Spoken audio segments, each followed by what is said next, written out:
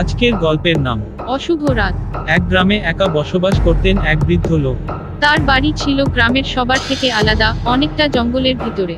গ্রামের লোকেরা বলতো সেই বাড়ি অভিশপ্ত, আর সেখানে অদ্ভুত কিছু ঘটনা ঘটে। কিন্তু বৃদ্ধ লোকটা এসব নিয়ে কখনো কিছু বলতেন না।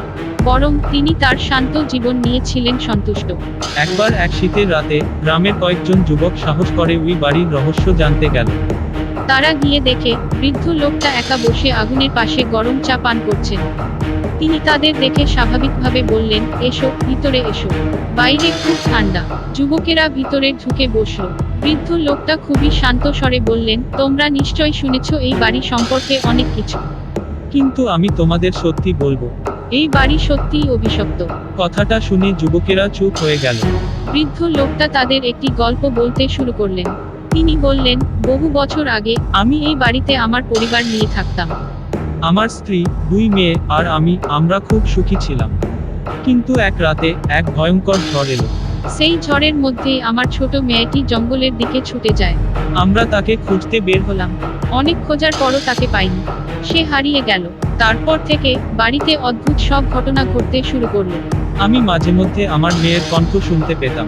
সে ডাকতো, বাবা, আমাকে বাঁচাও। কিন্তু যখনই খুঁজতে যেতাম কিছুই পেতাম না।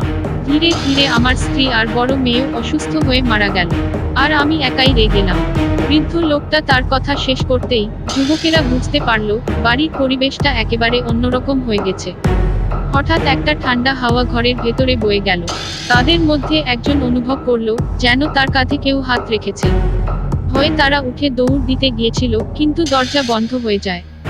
বৃদ্ধ লোকটা ধীরে ধীরে উঠে দাঁড়ালো। তার চোখগুলো লাল হয়ে গেল, আর মুখটা ভয়ঙ্করভাবে বিকৃত হয়ে গেল। তিনি বললেন, তোমরা চলে যেতে পারবে না। আমার পরিবারের প্রতিশোধ নিতে এখন আমার নতুন শিকার দরকার।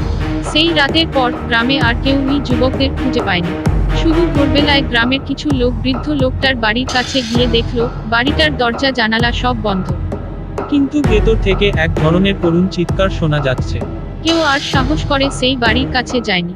আর বৃদ্ধ লোকটাও আর কখনো গ্রামের কারো কাছে দেখা দেয়নি। তবে মাঝে মাঝে রাতে সেই বাড়ি থেকে এখনো কণ্ঠ ভেসে আসে, বাবা, আমাকে বাঁচাও। সমাপ্তি।